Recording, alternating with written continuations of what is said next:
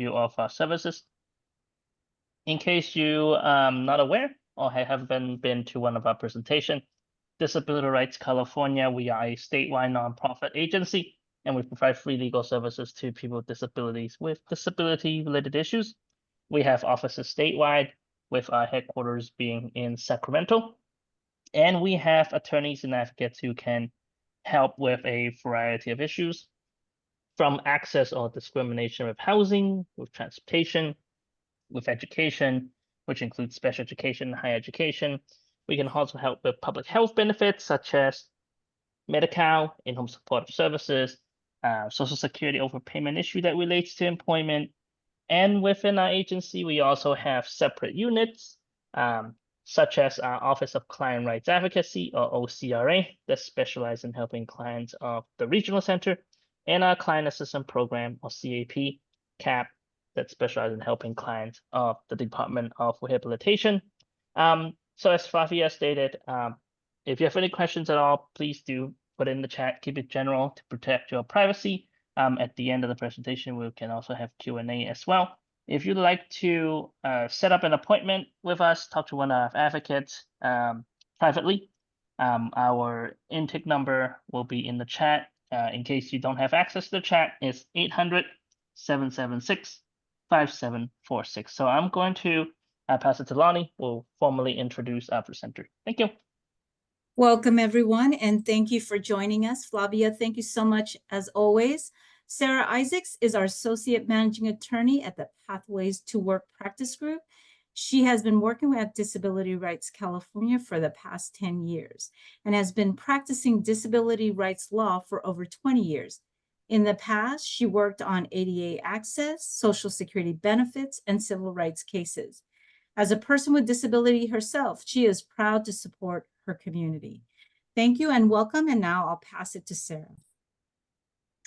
Thank you, Lonnie, and thank you everybody for being here today. I'm just going to give you a visual description real quick. I'm a white woman with lightish brown hair and a good amount of silver peppered in there. It's curly. I have glasses and a stripy shirt. And I'm going to give descriptions for each of the slides, both for accessibility for folks who are blind and visually impaired, but also I know for busy parents who might be multitasking while you're watching me, feel free to walk away and you'll still hear what I'm referring to. So, okay, we can move on. Next slide. Thank you. So the first slide says welcome, and there's some multicolored brush strokes of paint, support for families. Today we will be talking to you about the Department of Rehabilitation, and I'm super excited to talk to you guys. I was looking through your website, and I just really appreciate how much everyone shows up for each other in the community. I think that's so important, and I'm happy to help. And I like that it's families too. And I would say if you want to invite your children or young adults, I don't know if they're too interested, but everything I say is really from a strength-based, empowering perspective. So I know that's not always the case for these subjects, but hopefully it gets people excited about available services.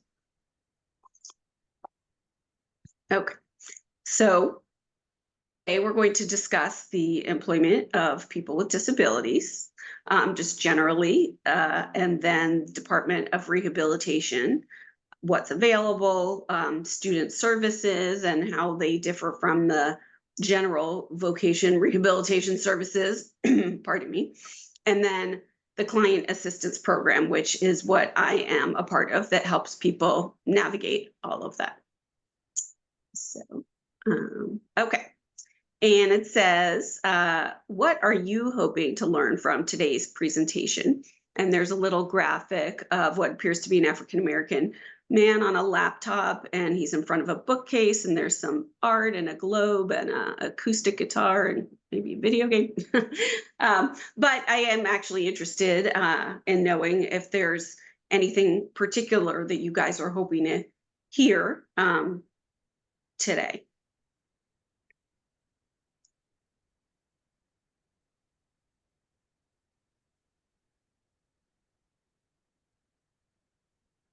And if not, I also just invite you if you have questions as we're going to, feel free to jump in.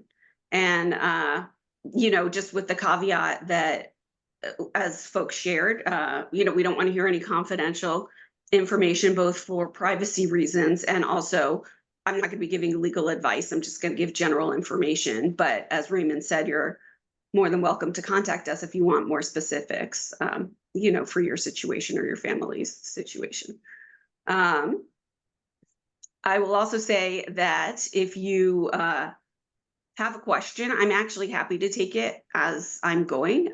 I had an experience once where I made somebody wait till the end, and it had been after lunch, and the person had like literally fallen asleep by the time I got to him. So rather than have that happen, feel free to jump in, and I want this to be engaging and really meaningful to meet your needs.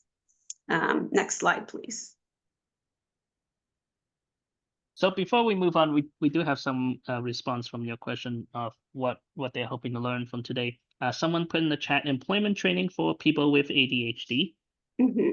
And then another comment, hoping to get a job after this beautiful opportunity to connect. And someone also asked in the chat, would the recording and slides be available later? I just want to read it out in case people might not see the chat. It will be the materials will be sent to Support for Families, and they will distribute the recording and the slides. Thanks for that.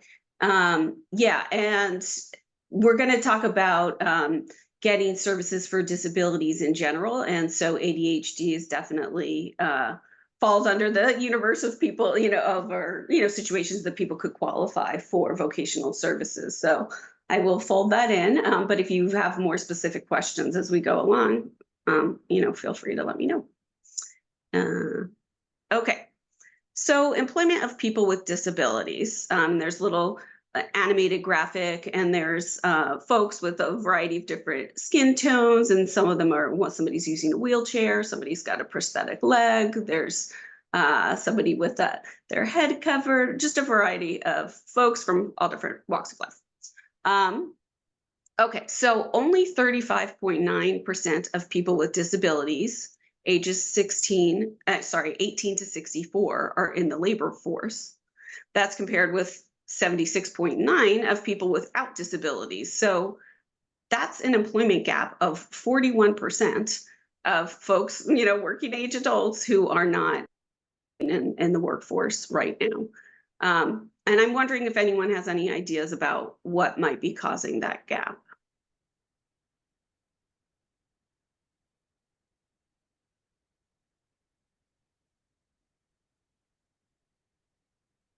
Or what fears do you have as you're entering the workforce, or your young person is?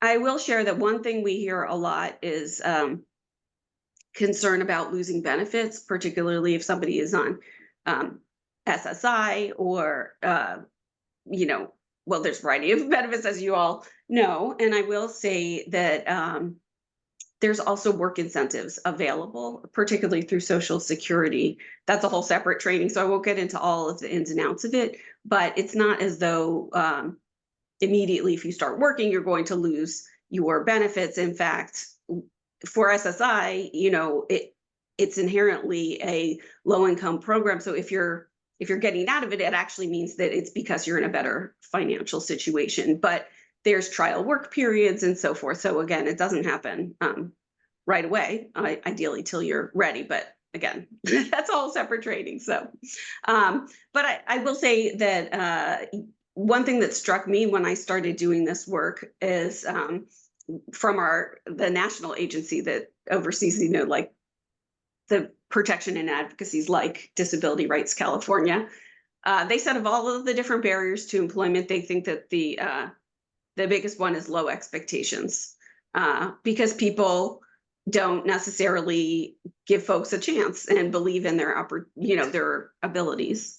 And we definitely believe that everybody can work, everybody has something to offer. I've seen some phenomenal situations where folks who may not have the use of limbs or may not be verbal, but they still are meaningfully participating in the workforce. So next slide, please. So there was a comment in the chat to respond to your question, being prejudiced on my ability. Yeah, thank you for saying that. And I think that is a real concern for sure. There's that stigma out there.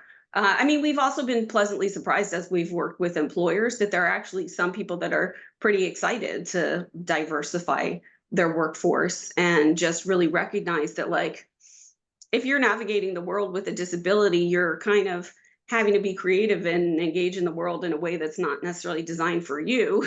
And so that's actually some good skills that might be transferable to their job needs. So, you know, it can be a sense of pride and something that you're really offering and bringing to the table instead of, you know, like somebody's doing us a favor or something. Yeah, that's real. The concerns about the SSI, losing SSI. And so just so I'm clear, there is a program, it's like the WIPA, which is like work incentive planning. Associates, I don't remember the A. I don't know if you remember, Lonnie or Raymond. But the point is that if you get a job offer, they can sit down with you and look at the salary that you would be making and your benefits and how it would impact it. And there's different work incentives. So if you have like impairment related expenses, that would be deducted from the income. So it wouldn't count against you in the same way. Oh, thank you, Lonnie. Assistance. So again, that would be a whole separate training, but I just want to plant that seed because I think some people don't even get past that part of even considering working because they're afraid of losing benefits, or there's, yeah, again, we won't go too deep into today, but definitely worth discussing further and just thinking about. So thank you for sharing that, folks. Okay, next slide, please. All right, so then the benefits of working. First, getting paid. I know, like I said, we've just talked about that concerns about getting paid, but ideally, if you're in a situation where you're gainfully employed, then it is really improving your quality of life. And it just feels good to bring home a paycheck. It improves, you know, your physical well-being, mental health, definitely folks who are navigating depression. It can be very uplifting, just in general, you know, for self-confidence and social inclusion. I had a colleague who worked at Transcend in San Francisco. I don't know if any of you guys have worked with them, but they help folks connect with customized employment, which means that they do a whole discovery to learn your strengths and your interests and your skills and really try and match you with a good fit. Even if it's not an existing job, there might be a job developer that can help. And so anyways, one of my friends used to work there and said that they were working with a young man, a young autistic man who really, there was like a particular law office that he wanted to work in. And so they went and said, can we just tour, you know, because the office was not hiring. And they opened like the file drawer to show this is how we keep our files. And this young man said, mistake, like he just caught the mistake, you know, very quickly by looking at that. And they were super impressed. And they're like, that's actually very helpful. So they ended up working with the job developer and creating a job and hiring him. And he did really well and has gotten promoted and, you know, not only successful during the day, but then, you know, if folks go out for happy hour, he's participating in that too. So he's just a member of the team there. So exciting possibilities. Next slide, please. Okay, so, oh, and I forgot with my visual descriptions, I apologize, but here, so there's 4 photographs of folks doing various forms of work, and several of them appear, they might have Down syndrome, different, so there's somebody at a computer, there's folks like, looks like maybe at a FedEx, various skin tones. Okay, so what if I want to work? If you want to work, one way you can do that to get started is with the Department of Rehabilitation, why you guys invited me today. So we'll get into this in detail, how you can apply, but you can do that either online or going into your local office or the student services you might even be able to connect with through school. Next slide, please. Okay, so there's another graphic with folks. Somebody's in a wheelchair and somebody appears to be blind, has got the white cane, and most of these guys are pink and peach colored. But anyways, okay. So the goal of the Department of Rehabilitation is to help people with disabilities get and keep competitive integrated employment. So competitive integrated employment, or CIE, means that you're earning at least minimum wage and you're working in the community with people with and without disabilities. So this is an important distinction for a number of reasons. The competitive piece means that you're making minimum wage or more, as I said, because there has, well, on the federal level, there's actually an exemption to the labor law that allows people to pay people with disabilities less than minimum wage. But because of advocacy from our agency and other community partners, we've actually changed the law around that in California so people can get competitive wages. And that means that you're also equally eligible for promotions as your peers. And again, you're not necessarily working in a situation where it's a group of people in a particular setting that they've dictated because you're part of a program versus like, I'm individually interested in this, like the story I already told you of that young man who had an idea of what he wanted to do and was able to get out there and do that. And it was individualized for his skills and interests. So, and thank you for the yay. I see that for the shout out in the chat there. Next slide, please. Okay, so we've got the Department of Rehabilitation logo, which says employment, independence, and equality. So there's two types of services through the Department of Rehabilitation that we're going to discuss today. They actually do a wide variety of community things, but for the purpose of what we're talking about here, there's student services, which are sometimes called pre-employment transition services. And then there's the general vocational rehab services. Next slide, please. Okay, so who can get student services? You can get student services if you're a student, as the name suggests, between the ages of 16 and 21. And then at least one of these are true. Either you have a 504 plan, or you're eligible for one if you want it, or you have an IPE, or you have a disability, but you don't have that, or even if people perceive you, people think that you have a disability.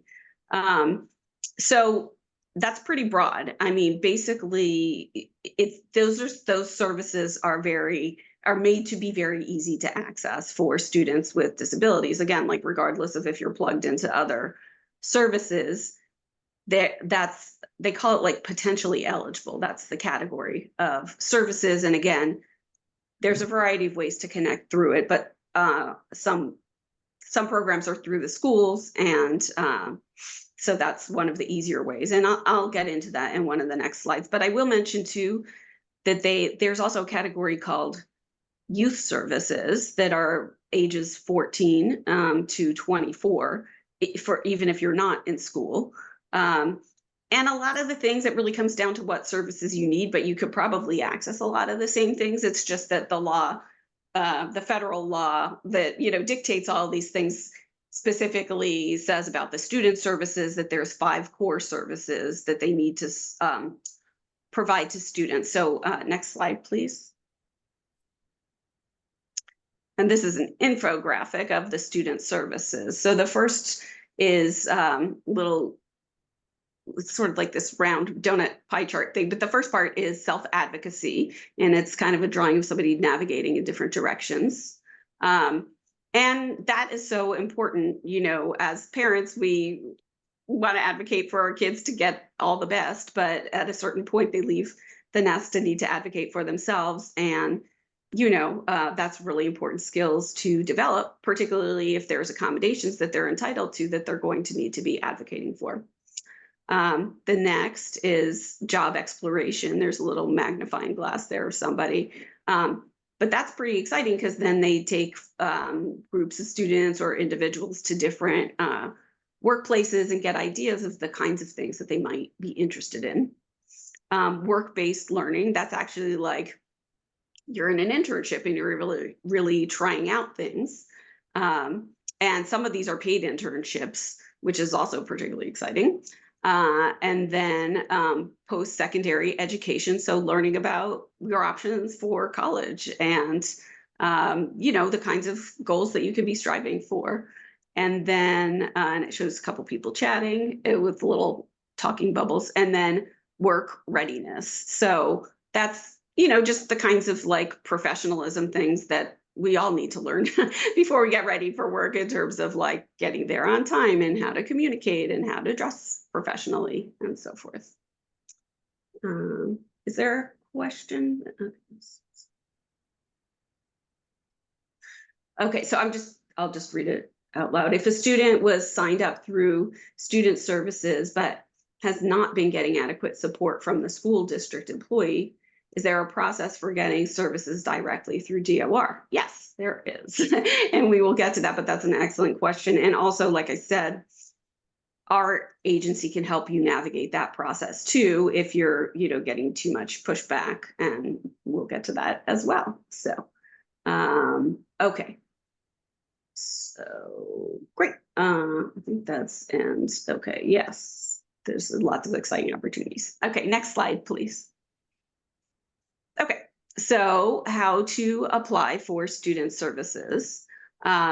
You can request them. There's like a link here online. There's a form on the DOR website, and you'll see on there, it'll ask you like, are you in school and are you ages 16 to 20 or 21 versus what I said, 14 to 24. And it'll direct you to the right thing. And then there's an email address for school liaisons or an office near you. And I am also going to give you, did I put this in my notes? Yeah, I'm going to paste this in the chat. This is an email address. If you're applying for DOR services, either the full scope services, like we call it, or the student, and you're not hearing back, the first thing you can do is email application questions at dor.ca.gov. And that came about actually because we meet quarterly with DOR leadership to kind of tell them what we're seeing on the ground and, things that we think they can improve upon and learn about the cool things they're doing. And so one of the things we were hearing from folks is like, I'm applying and I'm not hearing, and they were very upset to hear this because they really want to be able to serve everybody. So they purposely set up this email to be as responsive as possible. So that's one place you can start. Okay.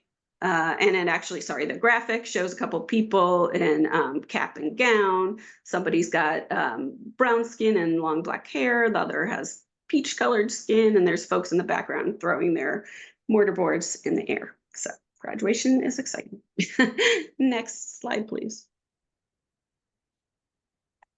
All right, so now we've got a group of people standing around a laptop, and they're smiling. This dude's got a beard here, dark hair, and folks have their skin, and they're just, and I actually really appreciate that somebody mentioned earlier invisible disabilities, because we don't know what these folks' disability status is, and that's the whole point, right?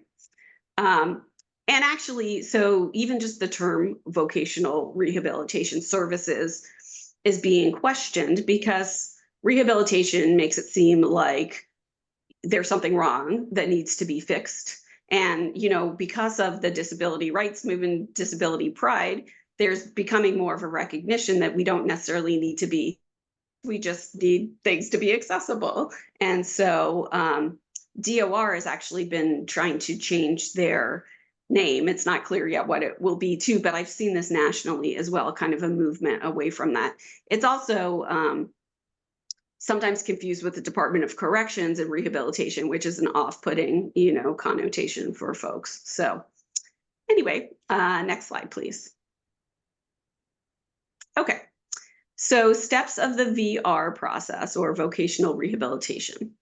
The first step is application. You're applying. Next, there's an eligibility determination. This is supposed to happen within 60 days of you applying, but they've actually implemented expedited eligibility. So a lot of that, it actually even happens more quickly now. They have 90 days once you're found eligible to develop your individualized plan for employment, and I will talk more about what that is. Then you get services. You start working at a certain point when both you and DOR agree that you're ready. They close your case. And then if something comes up within the next year that you still need help with, you can get what's called post-employment services. Or if you needed something major, you could, or maybe a total career change because this is not working out, you could just open a new case. Next slide, please. Okay, so, and let me just stop for a minute to explain the difference actually of the full scope services versus the student services. So as I was saying before, the student services, there's those 5 core services. And sometimes those are done more in a group setting, whereas these services that I'm about to discuss are more individualized. The other thing is there are certain services that can't be funded under the student services. So let's say you want to do an internship, but you require a job coach. That is not something that can be funded under that category, but it can be funded under the regular DOR services. So you can be getting both at the same time. You can be, basically, the regular VR services are like everything that was included in the pre-employment, and then lots of other things too. So yeah, the only thing is that they can't duplicate services, right? So if you're getting it from one place, you're not going to get the same services from another place, but they can work with other agencies and blend, services to really hopefully meet all of your needs. Okay. And yes, we absolutely help adults right now. I'm, talking about youth, but yes, we've helped seniors. I mean, just anyone that wants to work, really. And okay, what kind of DOR sports can you? Okay, yeah. So thank you for asking that question about supports for folks who are older, like 22 and older, and community college.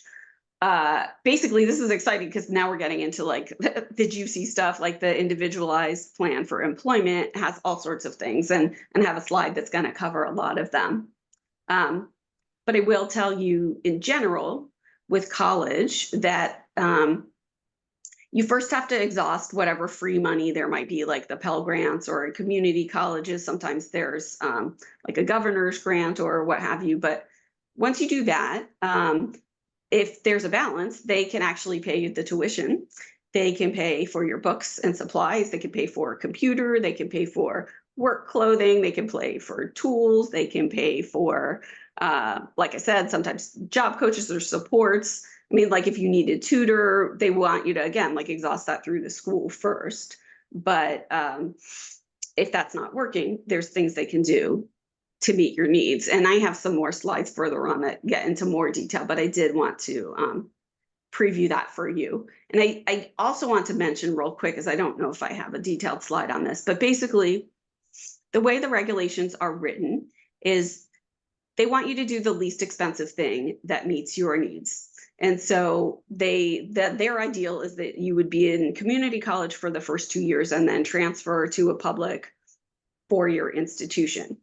But that doesn't work for everybody. Some people can't really, like transitions are more challenging to navigate, or maybe they want a course of study that is not really available through the community college, or maybe they need accommodations that are not available, or yeah, maybe, there's like special situations where DOR could either first like just pay for a 4-year school from year 1. And then it's also, again, sometimes a private school is a better fit. I'm thinking of a case that we had that went to mediation with a young woman who's also autistic, and she wanted to go to Mills College because it's a very small campus. And when she had gone to tour the Cal campus, she just had an anxiety attack and was like really distressed and hiding in the restroom, and just it was a very not positive experience. And then when she went to Mills, it just felt like a much more safe, comfortable environment. I think she also had some like joint issues, and it's a smaller campus, so it was easier for her to navigate. And so basically, we argued that it met those exceptions, and ultimately DOR agreed to pay the difference between the public school rate and the private school rate. So, beyond the financial aid that she was able to receive.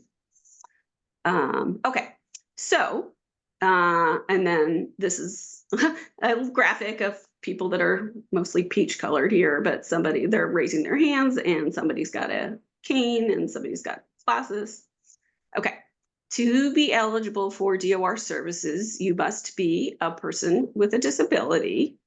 You must have challenges with employment because of that disability.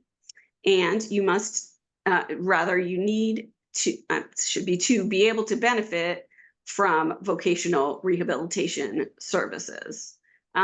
So we'll get into a deeper dive as we go deeper in the slides about what each of those things mean. But back to the question from whomever was asking if you have ADHD, as long as you can demonstrate that that is something that would make employment, pose challenges for employment, then that would qualify you for services.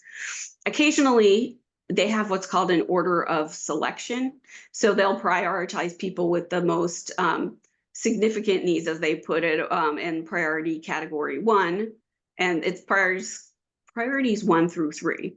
Right now, they're serving everybody, so it doesn't matter. But if they were to like max out their funding, then they might limit it and say they have what they call an order of selection, and then they would really actually prioritize the services in order of people that need it, the most in their perception. So, okay, yeah. So, and I thank you for asking that. And just to be clear, I can't. The bottom line is any disability that is a barrier to your employment, you would qualify. And if you have more specific questions about your personal situation, you can definitely call our office and we can get into more details about, or if you're not sure how to present that or something, or if you apply and they say no. So, yeah. Okay, next slide, please. All right, so here's a graphic of a Social Security card, and it says SSI, SSDI benefits, and there's a little dollar bill. Okay, so this is the first part in terms of demonstrating that you're a person with a disability for the purposes of qualifying for the services. You're automatically considered to be a person with a disability if you receive SSI or SSDI. So that means you're presumptively eligible for services. They just presume that you're eligible. So you don't have to go out of your way to prove that because it's already been documented. I mean, as we know, anyone that's tried to get those benefits, they don't just give them out willy-nilly. They're pretty challenging. So they've already established that you have a disability. If that's not the case, then you can use school records, medical records, personal statements from people who know you to demonstrate. Again, like this is not usually a difficult part to demonstrate for DOR purposes. It's not as difficult as like Social Security, where they're really scrutinize how disabled you are. That's not as much the case here. They just want to know that it's a barrier to employment and that you can benefit from their services. Next slide, please. Okay, so then benefiting from services, and here's a little pie chart with drawings and photos of people doing all sorts of jobs. Okay, so next slide, please. And here's a seal of like a stamped approved. The DOR should presume also that you can benefit from services. So this is, however, I'll just read the whole thing and then I'll explain what I mean by this. If DOR believes that there's what the regulation says, clear and convincing evidence that you can't benefit, you still have opportunities to prove that you can. And so you could file an appeal. And basically, you know, as I was just sharing, there's the priority categories of services. So ideally, people that are in category 1, with the most complex needs should be the ones that are served first. But it will tell you that unfortunately, some of the calls that we get are people who, particularly like if they're a regional center client, or if they have a significant mental health disability, that sometimes DOR will want to put them through assessments, which we often think are not necessary, and demonstrate that they can actually benefit from services. But there's lots of ways of, you know, clear and convincing evidence that you can't benefit is a very high standard. So really, if you've been able to get through school, if you've ever worked before, if you've I mean, there's so many different things that can demonstrate that you can benefit. So we really believe everybody can work. So again, if you're being told that you can't benefit, that's definitely something that we want to hear about. Or if they're telling you you need a regional center referral in order to, that's also not accurate. Although if you are a regional center client, they're going to want to break services because, again, they can't duplicate services. So ideally, they're working in tandem to make sure that all of your needs are met, versus fighting with each other and say, no, you're the one that has to pay. You're the DOR is actually usually more flexible about paying, because in their standards, it's like it has to be available at the time that you need it. Versus regional center, you know, they're like, we're the payer of last resort. We're only going to pay if you've exhausted everything. So again, sometimes it's easier from DOR because you can say, I need it right now. And regional center is making me jump through all of these hoops. So anyways, we can talk about that more as we go on. But next slide, please. Okay, so this is a graphic of like maybe dominoes in a question mark shape, and it says if DOR is questioning whether you can benefit from services, they should look at existing data. Next slide, please. And there's a little file, rainbow files. It says existing data can include. Next slide. Medical records, and there's a photograph of 3 doctors of varying ethnicities. The medical records examples could include pediatricians, therapists, medical providers, really any medical records, but we would advise that, you know, again, this is a low threshold just to prove that you have a disability and that you can benefit. I mean, the medical records probably are going to be less helpful in terms of showing that you can benefit. And they are entitled to your records for certain reasons, but I would err on the side of giving them less than, you know, you don't want to withhold it because you have to be an active participant, and there are some valid reasons, because sometimes it actually helps them to decide which services to authorize, because it really is helpful. But you can start out with less, and then if they need more, you can provide more. And if you have a question of if that's appropriate, you can ask them why they need it, or again, you can call us for advice. Next slide, please. School records. There's a little graphic that says school records. There's somebody with really pale skin pointing to the sign, and there's a graphic with an arrow pointing up. Okay. Examples can include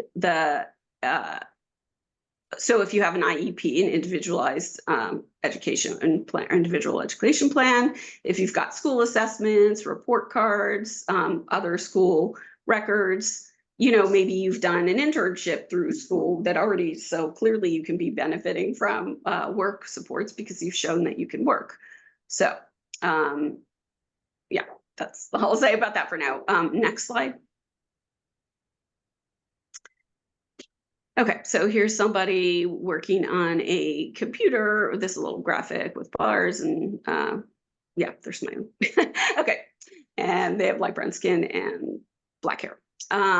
Determinations made by officials of other agencies. So again, if you've got regional center records, independent living centers, other agencies, again, for this particular purpose, you're trying to show how you can benefit. So ideally, you're limiting it to records that are, going to show, like, really highlight your strengths. Again, hopefully they don't need to do this deep of a dive. The only reason why I'm going through all of these is that before they send you to an assessment, they should really exhaust. Well, number one, they should just presume that you can benefit. But if they're not, then you can show other sources to demonstrate that you can benefit. And so these are things to consider looking at to show that. But again, if they're giving you a hard time, please call us. Okay, next slide. Okay, so showing that you can work and have transferable skills, and it shows somebody in the kitchen chopping some celery. And examples can include, so if you've successfully completed school, if you've done internships, if you have prior work experience, even if you haven't finished school, but you're good at using computers or iPads or smartphones, or even navigating assistive technology that's maybe helping you to verbalize, or household chores like gardening or dishwashing. And I mean, this picture is making me think of a call that we had years ago of there was a deaf client who wanted to be a chef, and the school was like, or maybe the DOR was like, oh, it's dangerous to be in the kitchen if you're deaf. I mean, it was ridiculous. And so we were able to get involved and say, like, this person can absolutely work as a chef. And then they got that goal approved. So next slide, please. Okay. So if none of these options apply, and here's photos of lots of people looking confused and scratching their head. Next slide. Okay. Before determining that you're ineligible, DOR must offer you a trial work experience at jobs in the community and provide supports that you need to show your strengths and how services can be helpful to you. So they used to do this a lot more frequently. Again, they don't do it as much now, thankfully, but they would send somebody to, like, a sometimes 2 weeks, sometimes longer trial work experience to demonstrate that, again, like, oh, you're, quote unquote, work ready, that you can show up to work regularly, that you can dress appropriately, like all the things. But the fact of the matter is that if you're, I mean, the reason why you're going to DOR is because you're trying to get work ready. So it's ridiculous to expect somebody to be before they start getting services.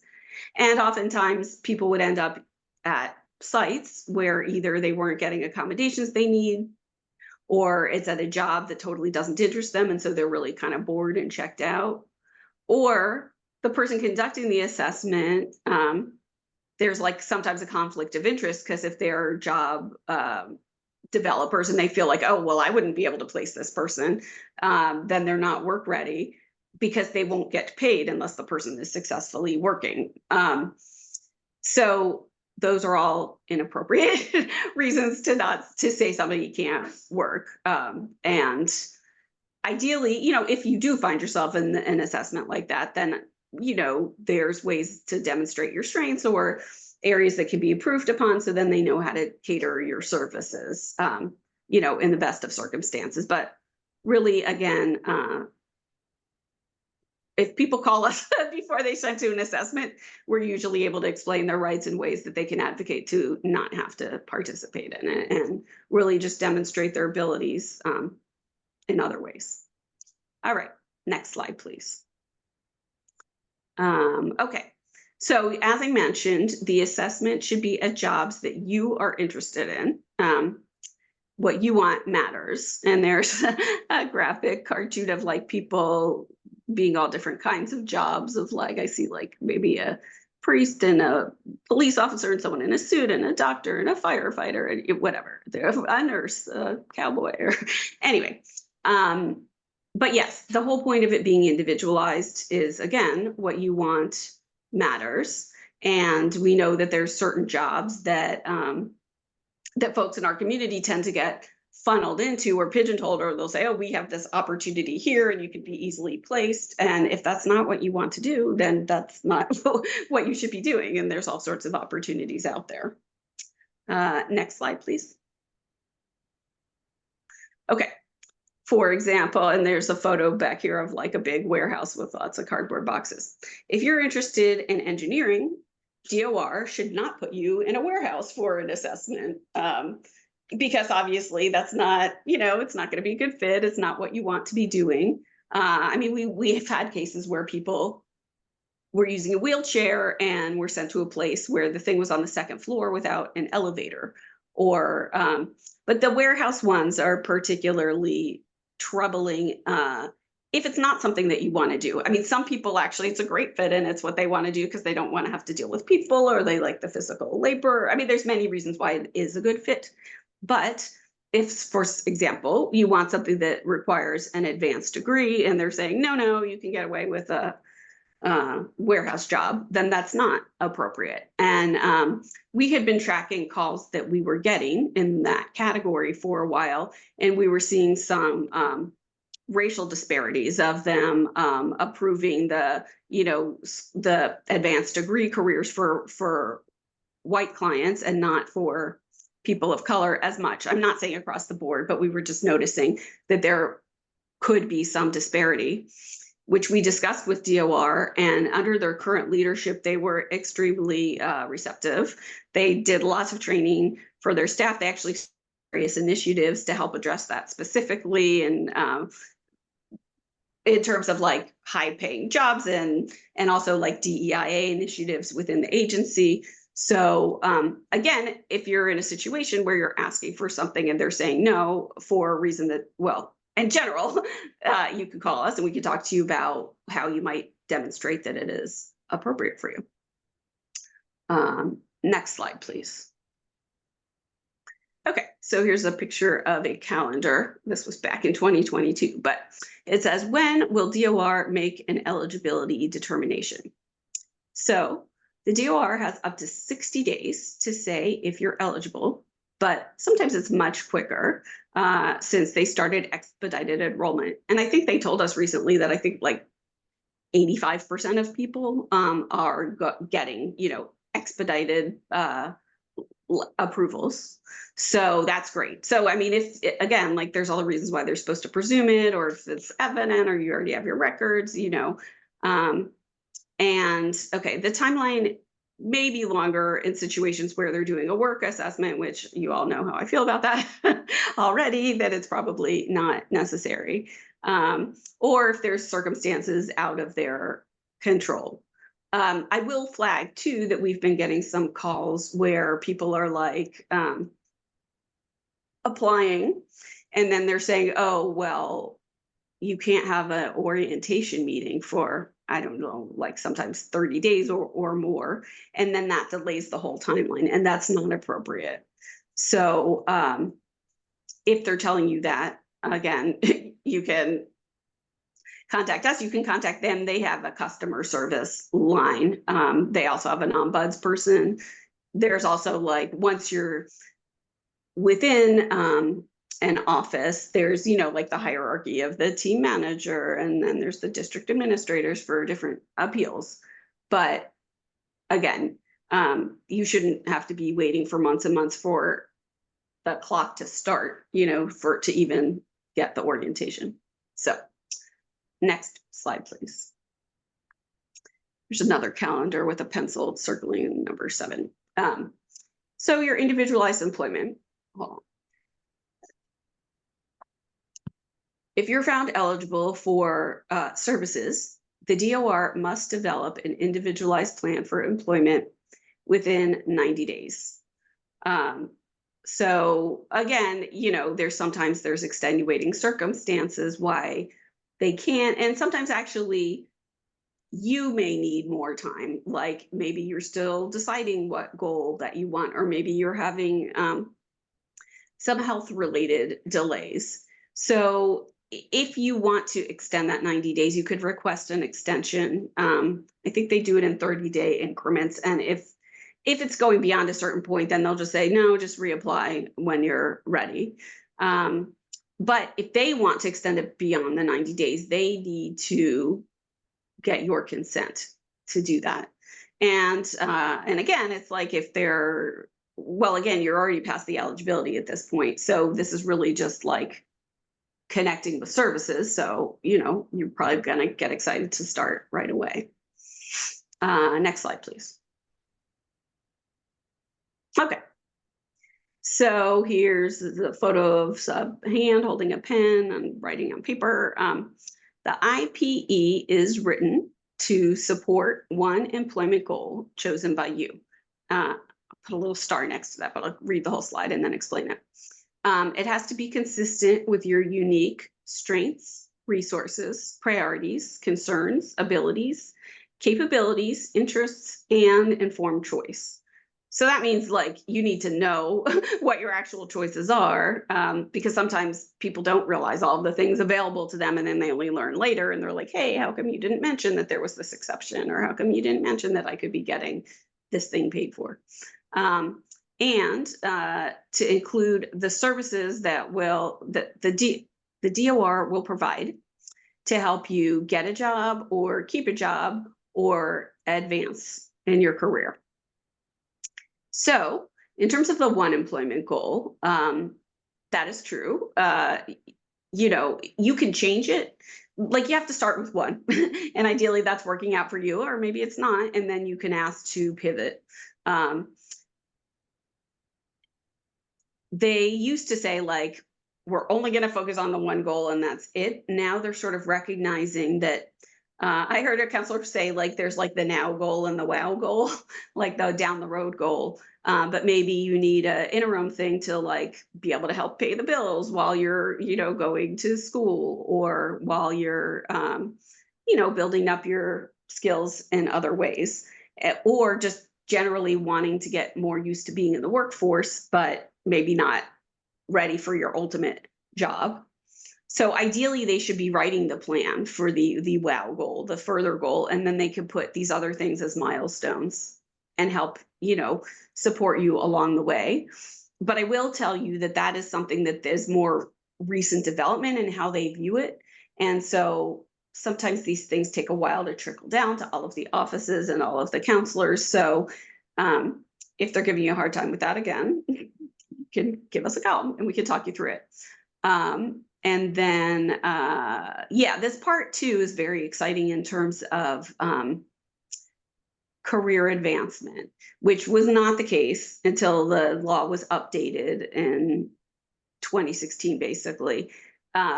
So that, to recognize that like people with disabilities want to reach our fullest potential. So it's not sufficient to just have whatever job, that we can get that's available and then close the case. It's like, or maybe you're doing a job and then you're like, I've reached my, I want to move on. I want to get promoted. I want to whatever. So there's a recognition that they should be helping connect folks with high paying jobs, or, 21st century modern kinds of things, or they're even, like STEM careers like science and technology and education and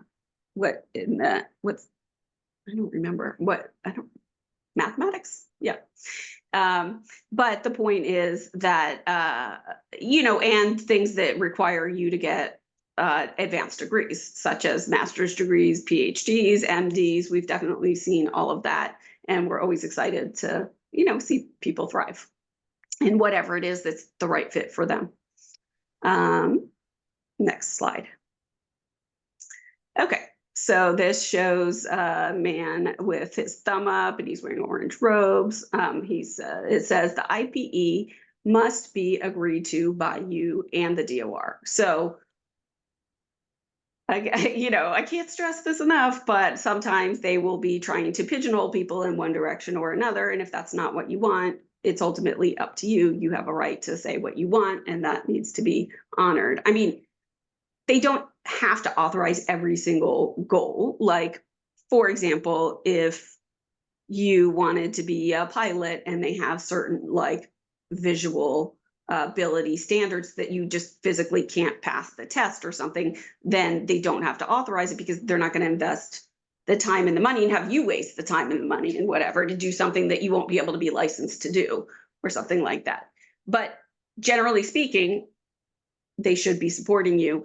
And also we've seen them say, like, you know, try and rely on standardized tests to like guess what you might be good at. And again, like, not all of us are great at standardized tests, and you know, real world experience is there's really no substitute for that. And you know, the person that decides if you're employment ready is the person who's hiring you. And so they shouldn't be like predicting that it's not a good fit and telling you no.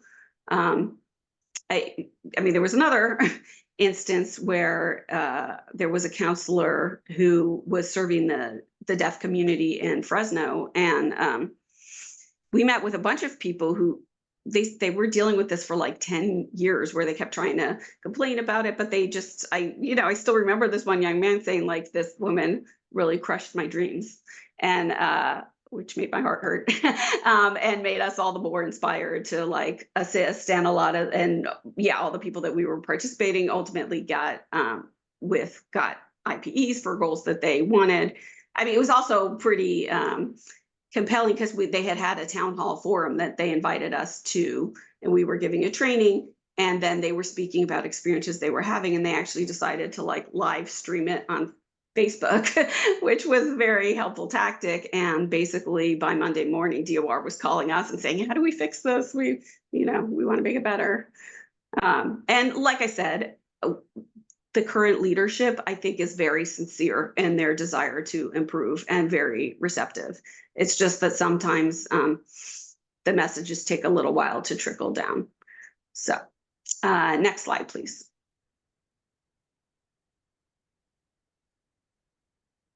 Okay, so here's a little graphic that says goals and little arrows like vision, achievable, motivation. There's a hand with a pen. Okay, employment goals.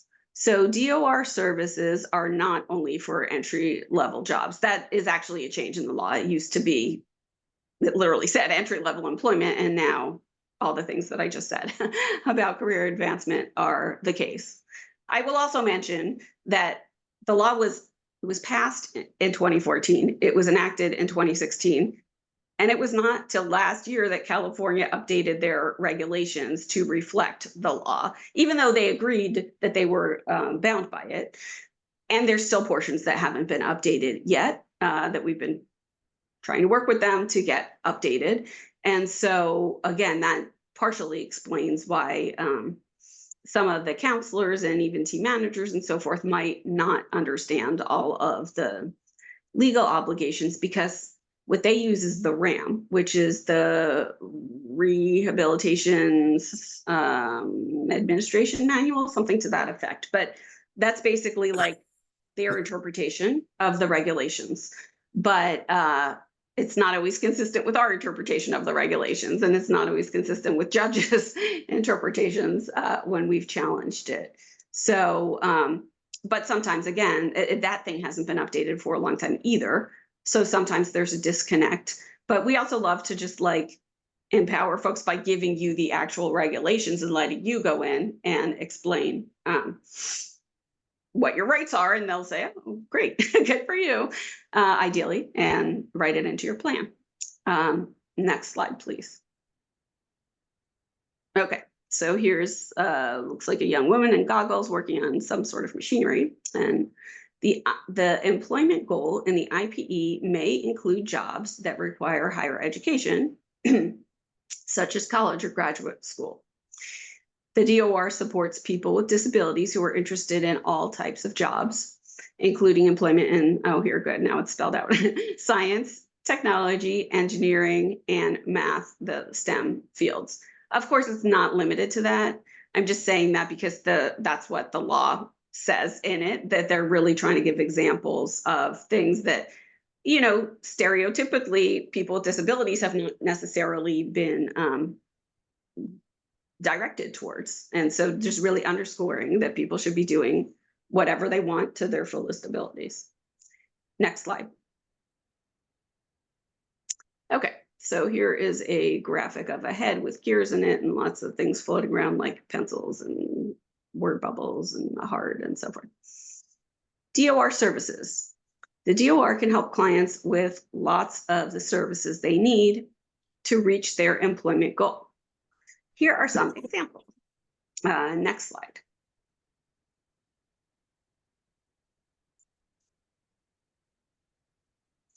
So this is a little image that says technology, and it shows various sciencey things. And I'm reading off these rectangles that list off some of the services. So there's counseling and guidance and referral.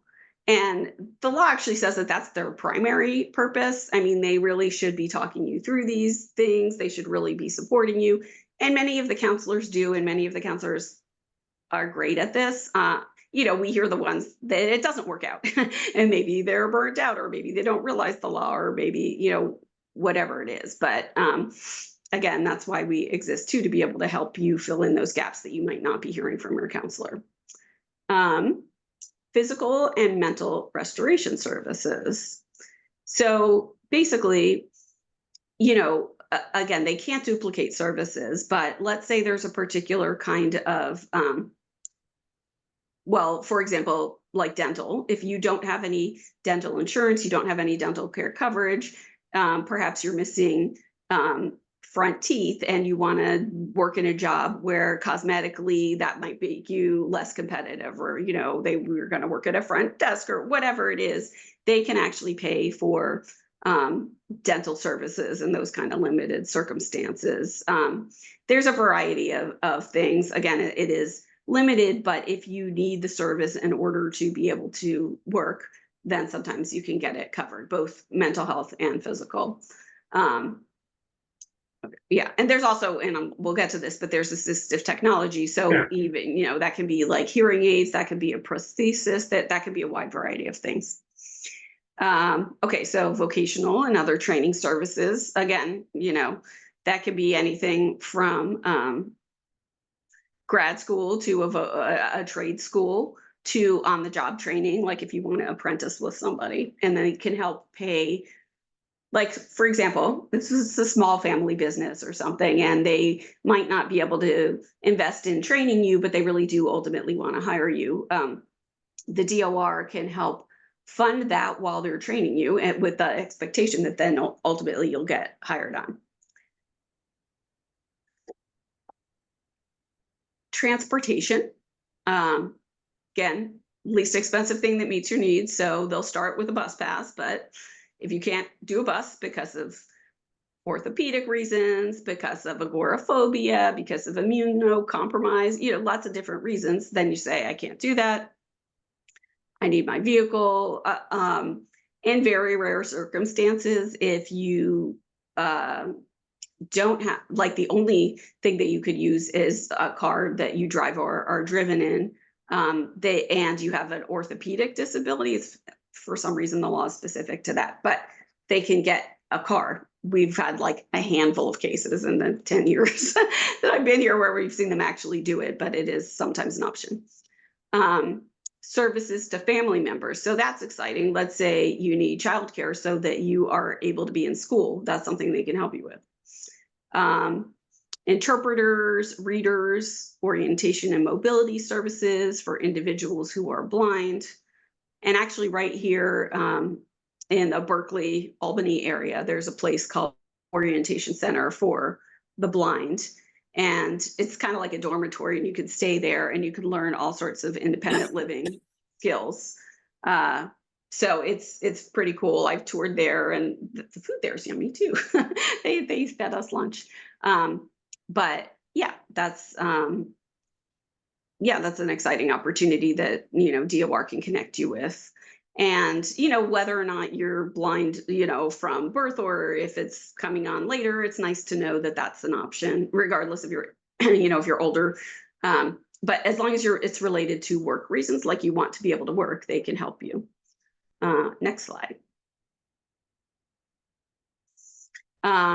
Job related services. So that could be like helping you find jobs, or like what I was explaining before, like helping jobs, you know, creation of jobs.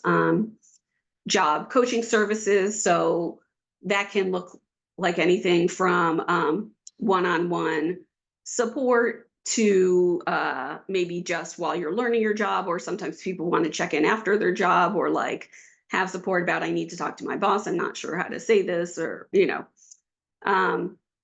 I will say there's a category of services called supported employment. And if you do need job coaching on a more consistent basis for a long time, that can go up to 24 months, sometimes further if absolutely needed. But the idea would be that, like, for example, if you're a regional center client, that once that time passes, that then the regional center would take over that particular service. Personal assistance services. So like a PCA, that might be a driver, that might be somebody we had one where it was like this woman who was in medical school, and I don't remember the specific impairment, but she needed help with like the billing for her IHSS worker, and they like processing the paperwork around that, and they were helping with that. And there's a wide range of things that you can get personal assistance services. But once again, it has to be something that's not available to you already through, for example, IHSS or, you know, other sources.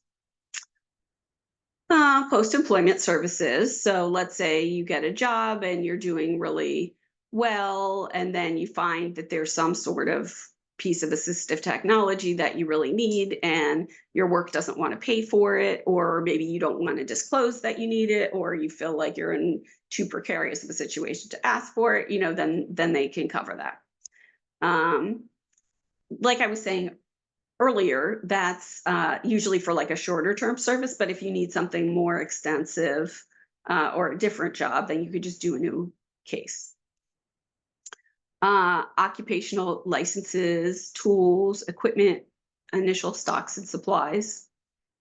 So yeah, that's exciting too. So like, let's say you want to be an attorney, they will pay for the bar exam. They will pay for training for the bar exam. They will, yeah, if you want to be a barber, they will pay for like the mannequin head that you need to take with you to the thing to be able to cut the hair on it. There's a wide variety of things that they can pay for. The stocks and supplies I'll talk about a little later when we talk about self-employment.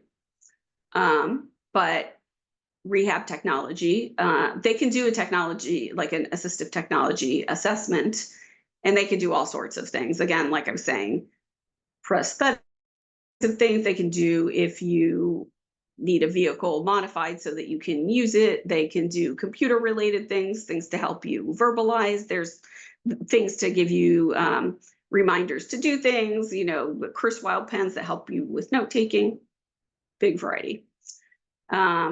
Transition services. And I mean, we've talked a lot about that already with the student and the youth services. Next page, please. Okay, so self-employment. Here's a little picture of a light bulb and some gears. DOR can provide assistance for self-employment if you want to start your own business. So that's really exciting. And we've seen people do a very wide range of things. I saw a woman who was like a cosmetologist, and she was doing a certain kind of facials, and she needed like a machine to do that. We have somebody who's like a mobile bike mechanic, and he wants to be able to set up shop out in the back country, and so he needs tools to be able to do that. I mean, we've just seen a wide range, but I will tell you that those are complicated cases. Basically, you start out with a general idea of your business plan, and then you have a much more complex one that you create that, you know, explains all sorts of details.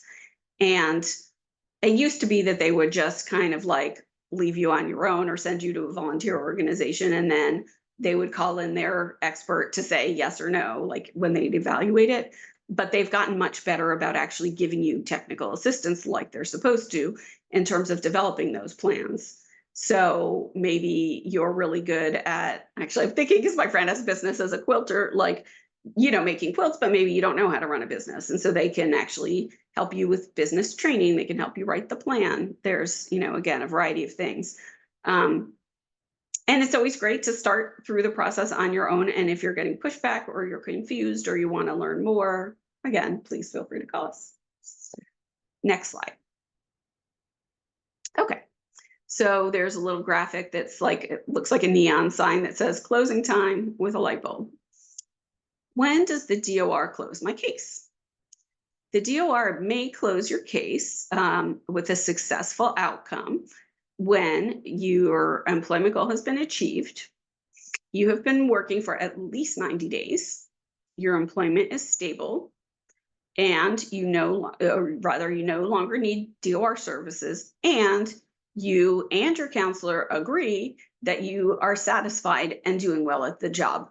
I will tell you that a lot of times, as soon as you hit the 90 days, they want to be able to have as many successful closures as possible. So they're going to try and say, okay, 3 months, you're good, but maybe you're not stable in it. Maybe you're really like not even sure if you're going to be able to retain the job. Maybe you're not sure if it's the right job. Maybe you're in a job that's paying the bills, but it's not actually consistent with your employment goal. In that case, they shouldn't be closing the case. And so that's something that you can talk to them about. Next slide, please. Okay, so what happens to my equipment? Once you, so if they've given you equipment, just a little graphic of people shaking hands, but if you're settled in a job that meets your goals and you need the equipment, like such as a computer or whatever, to do your job, or the tools, I've seen them get like airplane mechanic tools, like all sorts of stuff, you get to keep it. If your case is not closed successfully, you could either return it or you could buy it from them at a fair market value.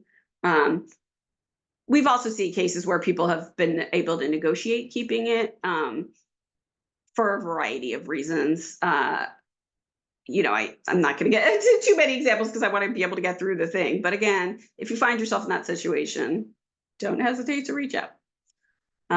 Next slide. Okay. So Disability Rights California's Client Assistance Program.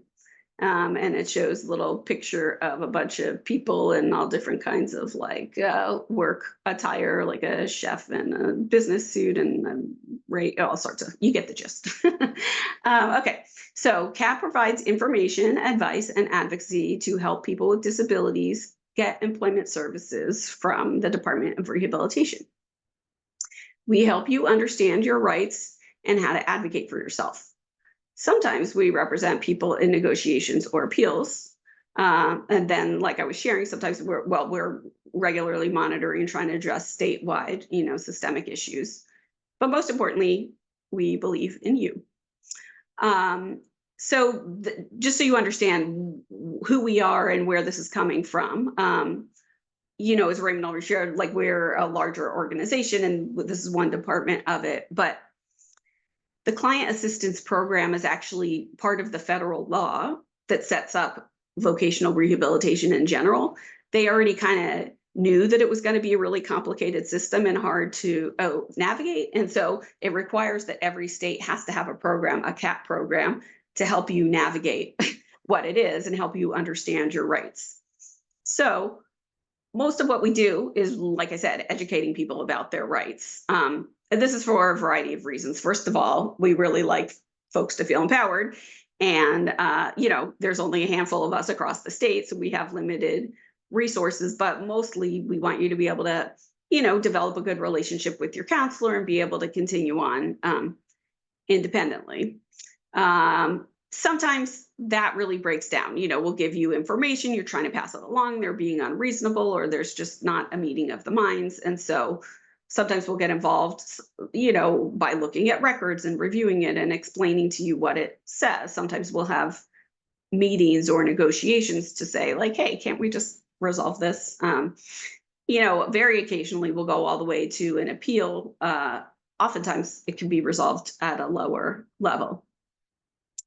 I will say that, just to be clear, we serve people with disabilities. So if you're the parent of a person with a disability, we are happy to give you general information.